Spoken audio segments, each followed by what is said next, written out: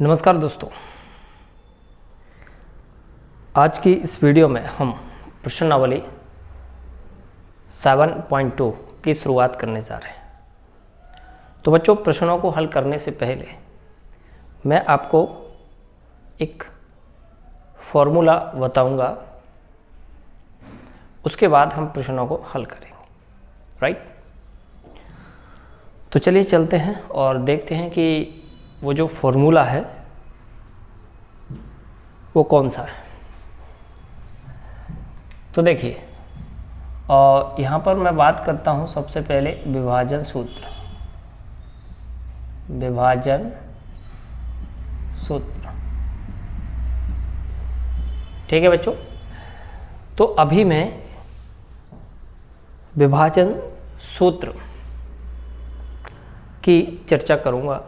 Right? देखिए, यहाँ पर मैं आपको देखिए एक पॉइंट ये रहा, समझना ध्यान से, ठीक है, और एक पॉइंट ये रहा, ठीक है।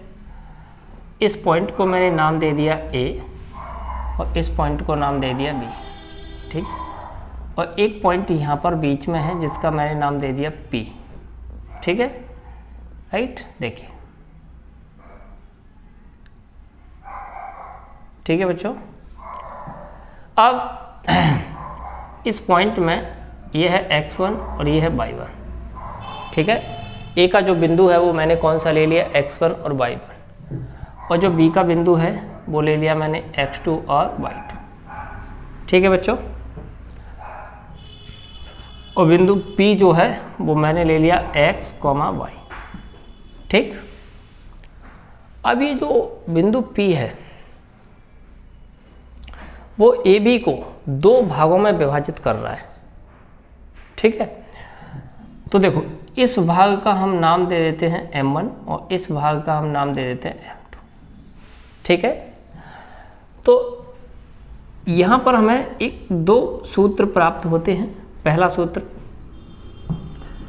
जिसको हम बोलते हैं अंतः विभाजन, अंतः विभाजन, ठीक है बच्चों। पहला सूत्र कौन सा है, अंतः विभाजन, ठीक है। ध्यान से समझना। तो अंतः विभाजन का सूत्र क्या होता है, x, y बराबर, समझना ध्यान से,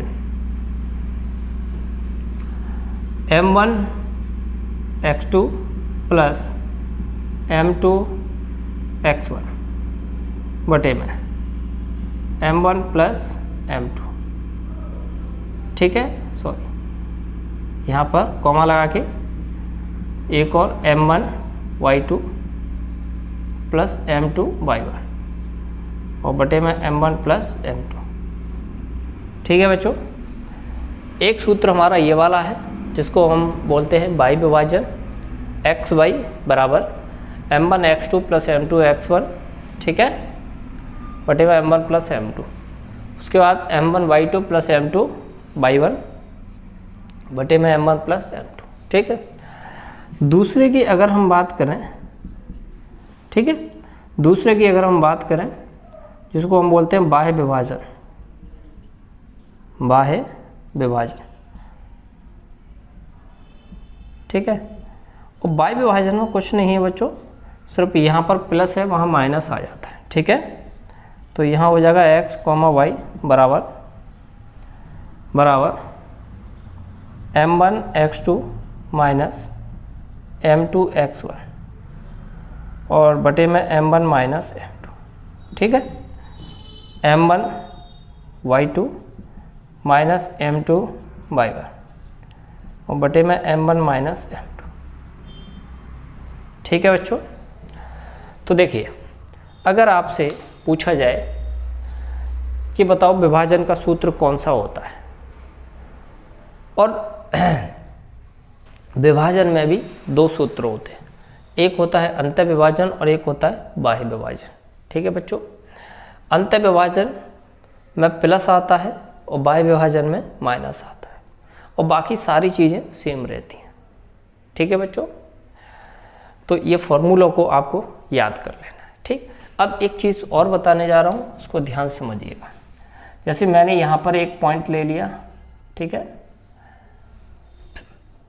समझना ध्यान से, इसको हम डाल देते हैं, चलो हेडिंग डाल देते हैं, क्या, मध्य बिंदु। क्या डाल देते हैं, मध्य बिंदु।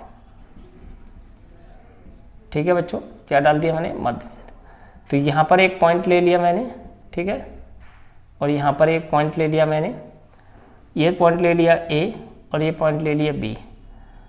इसका जो बिंदु है वो x1, y1 और इसका है वो है x2, y2। ठीक है बच्चों, अब हमें इसका ये जो P है ना, ये P ये मध्य बिंदु है। ठीक है, ये मध्य बिंदु क्या है, x, y।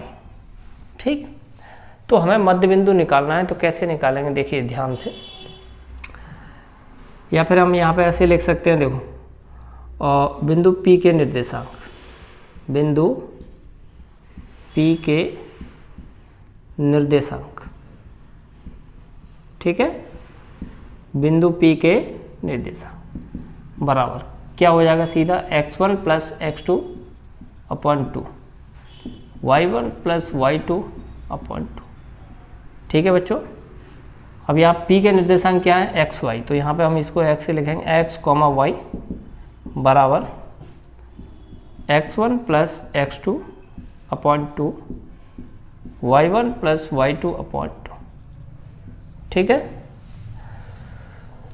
तो देखिए इस वीडियो में मैंने आपको फॉर्मूलों के बारे में जिक्र किया है। ठीक है, जिसमें पहला फॉर्मूला है, देखिए, विभाजन सूत्र। अब विभाजन सूत्र में भी दो फॉर्मूले होते हैं, एक होता है अंतः विभाजन और एक होता है बाह्य विभाजन। अंतः विभाजन क्या होता है, x, y बराबर m1 x2 plus m2 x1 बटे में m1 plus m2, m1 y2 plus m2 y1 upon m1 plus m2। बाह्य विभाजन में सेम वही चीज़ें रहती हैं, बस प्लस की जगह माइनस आ जाता है। ठीक है बच्चों, मध्य बिंदु की अगर हम बात की जाए तो देखिए यहाँ से यहाँ तक ये दो पॉइंट हैं और इसका जो मध्य बिंदु है वो P कितना दे दिया हमने, x, y। तो बिंदु P के निर्देशांक अगर हमें निकालना है तो क्या होता है, x1 plus x2 upon 2, y1 plus y2 upon 2। अब ये जो बिंदु P के निर्देशांक क्या है, x, y, बाकी सेम वही दे रखा है। ठीक है, तो बच्चों इन सूत्रों को याद कर लेना है, राइट। अब हम मिलेंगे नेक्स्ट वीडियो में जिसमें हम प्रश्नों को हल करेंगे।